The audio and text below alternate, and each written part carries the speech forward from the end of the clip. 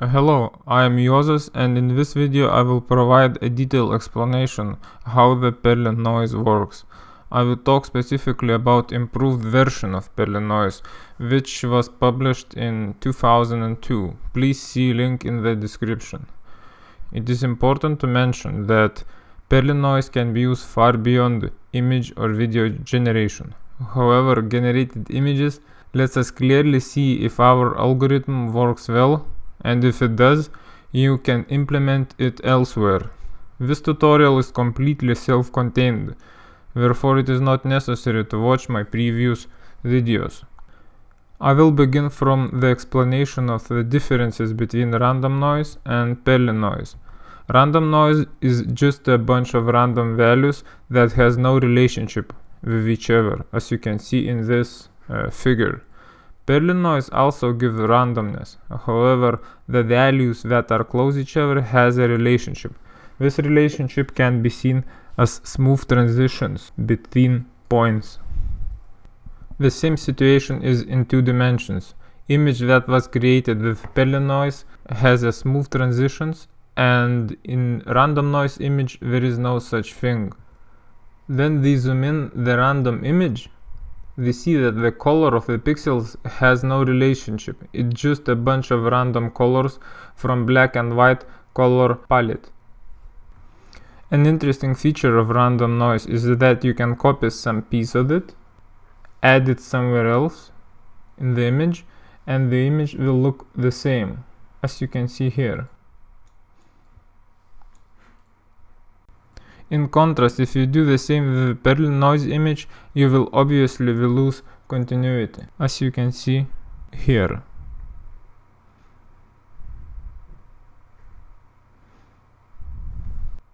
So Perlin noise gives smooth randomness, and it has a lot of implications. It can be used to generate extremely large procedural terrains for computer games, procedural textures of fire, clouds, and so on.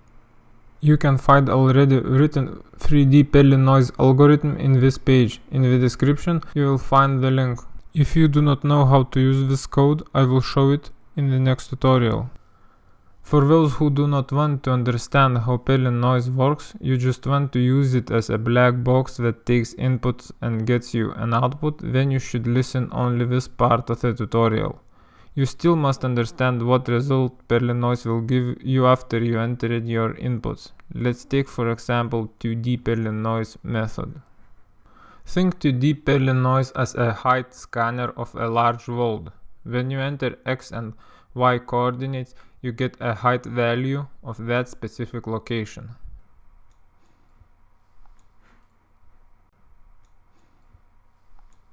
Every time you enter the same coordinates, you will always get the same output, in our case, a height values.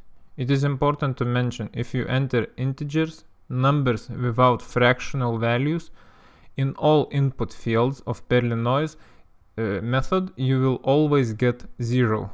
But if the numbers with fractional value are entered, you will get an output in the range of -1 and 1.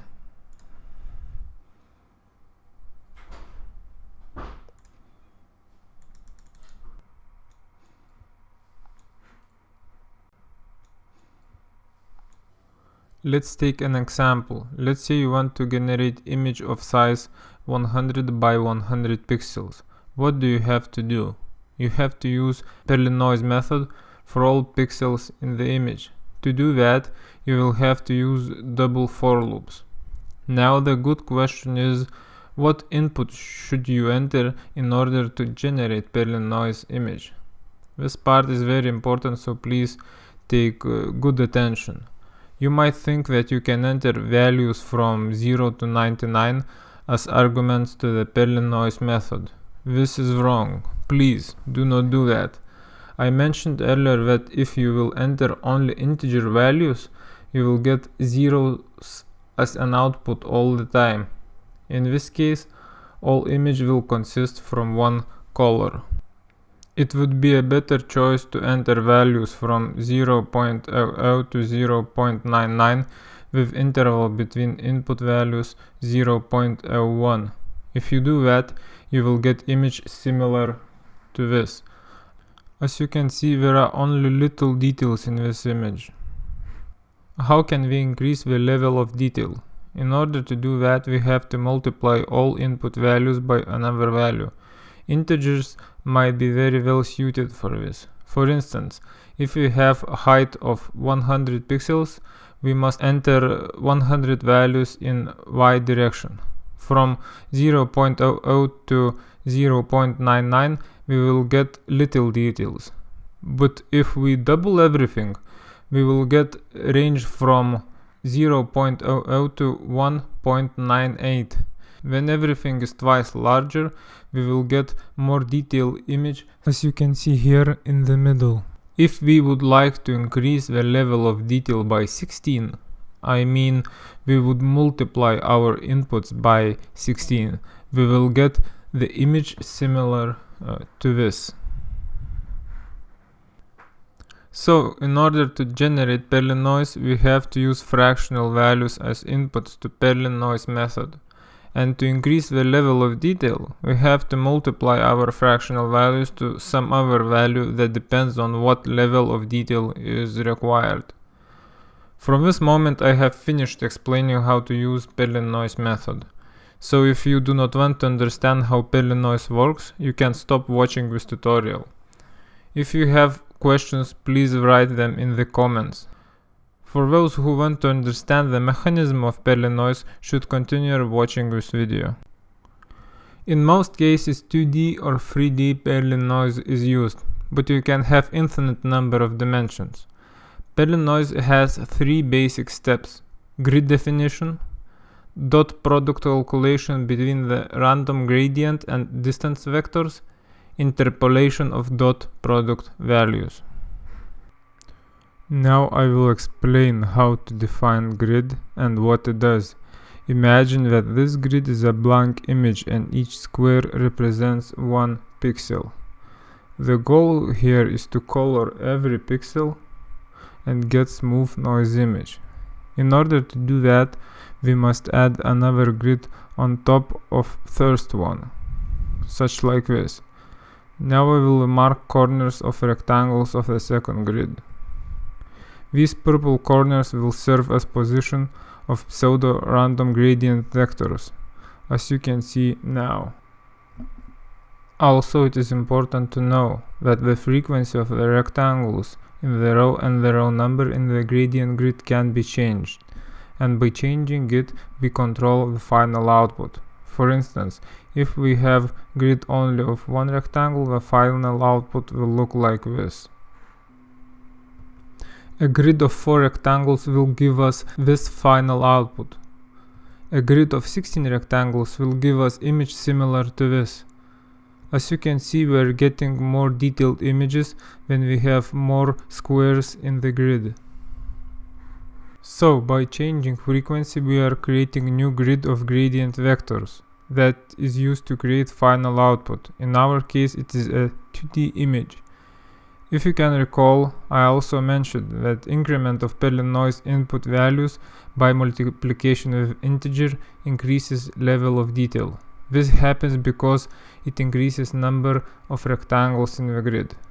If we have more rectangles, we also have more random gradient vectors, and that's why we get more details in the image. You can think about it from other perspective. If Perlin noise input values ranges from 0 to 1 in all axes, you will have only one rectangle as your grid. If Perlin noise input values ranges from 0 to 2 in all axes, you will have 4 rectangles in your grid and will get more details in your image. If input values ranges from 0 to 4, you will have 16 squares in your grid, and so on and so on. Multiplication of input values by an integer increases the range of input values. Increased integer part of the range of the input values proportionally increases rectangles number in the grid, which leads to increased level of detail. Rectangle's length of top-bottom sides does not have to be equal to the length of left-right sides. Depending on what you are trying to achieve, you can change this length as you like. These figures demonstrate the differences. Basically, if the length of top-bottom sides differs from the length of left-right sides of a rectangles, you will get a stretch image. Most commonly, you will use the grid of squares, where the length of all sides are equal. If you are getting stretch image such like this and you don't know why, it is most likely your grid is not formed by squares. Therefore, you may need do some adjustments to your code. Most commonly, you will use the grid of squares. When we define the grid, we can concentrate on the one rectangle of our gradient grid and move to the second step, the calculation of the dot product. To do that, we need to have two vectors, gradient vector and distance vector. Every corner of a rectangle in the grid has a vector pointing into random direction, which is called the gradient vector. It might seem simple to achieve this goal. We just use the random number generator to generate vectors and it should work just fine. However, instead of using random number generator, we will use random number table. It is just an array filled with random numbers and it will help us to choose vector from the set of vectors. The good question is, what kind of vector set should we use? First of all, gradient vectors in the set should be equally distributed in all directions. For 2D noise, we will use these four vectors. They are shown as opaque vectors in this figure. Of course, you can add additionally more vectors, such like these.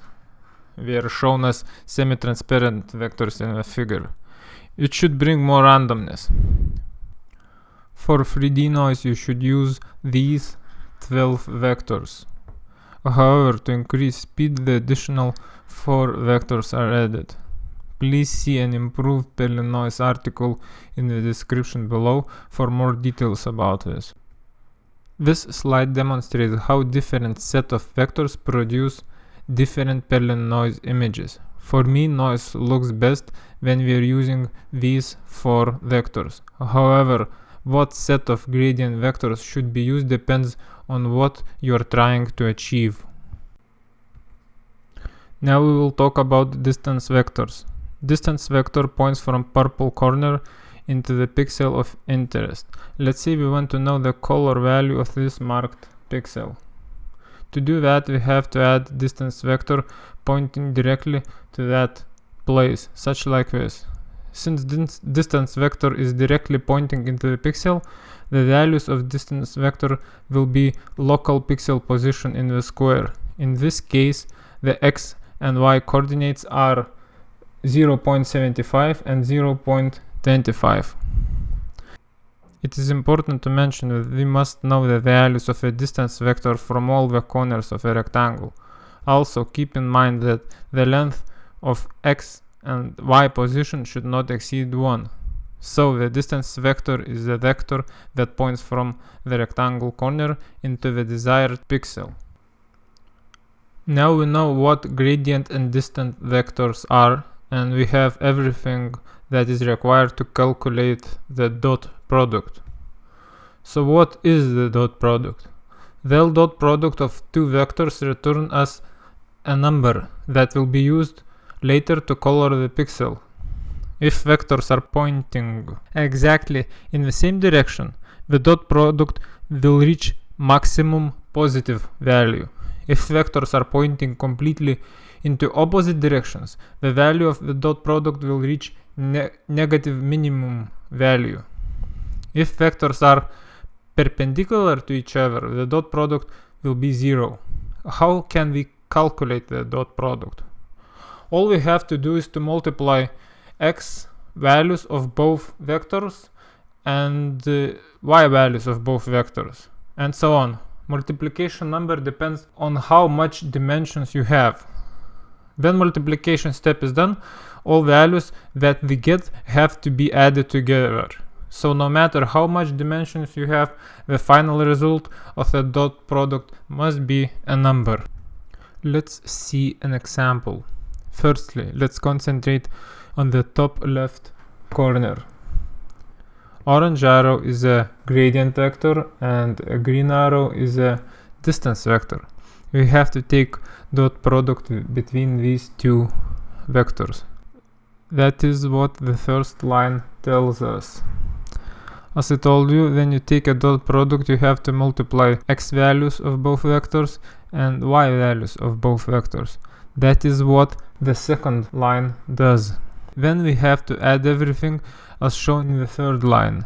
And finally, we get the value of the dot product that can be seen in the fourth line. So this is for the first corner. Exactly the same we have to do with all other corners. At the end we must have 4 dot products. This is for 2D noise. For 3D noise we will have to take 8 dot products. You might notice that a lot of calculations need to be done only for one pixel, and this is not over. To get final pixel value we also have to do the interpolation. I assume that you understand what linear interpolation is, and if you know nothing about it, I recommend to do some googling. It is not complicated topic and you should find tons of tutorials about it. When we are making 2D noise image, we get 4 dot product values. Imagine that these values represents colors of the grid corners that are marked with purple circles. Here, here, here, and here. The pixel position dependent combination of these 4 colors will determine final pixel color. To do that, we will use linear interpolation method. Firstly, we need to interpolate between top left, here, and top right, here, dot product values. By doing so, we will get value that will indicate the color of the point in the x-axis, but on the top of a rectangle. This point is marked with green circle here. The same we have to do with the dot products at the bottom. By doing so, we will get value that will indicate the color of the point in the x-axis on the bottom of the rectangle. This point is also marked with a green circle here. Thereafter, we have to take these two values that are marked with green circles and do final interpolation. By doing this, we will get the color of desired pixel. Very similar calculations for 3D noise. However, we have to keep in mind that we are working with 3D object here and we have 4 dot products.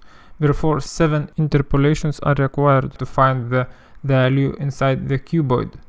Basically, what we are doing here is using the same formula to calculate value between 2 points.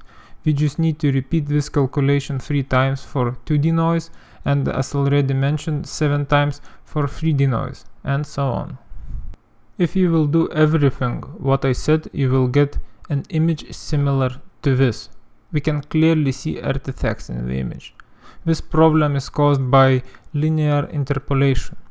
If we use cosine interpolation instead, which is lower, no artifacts will be visible, as you can see now. However, Perlin uses another approach.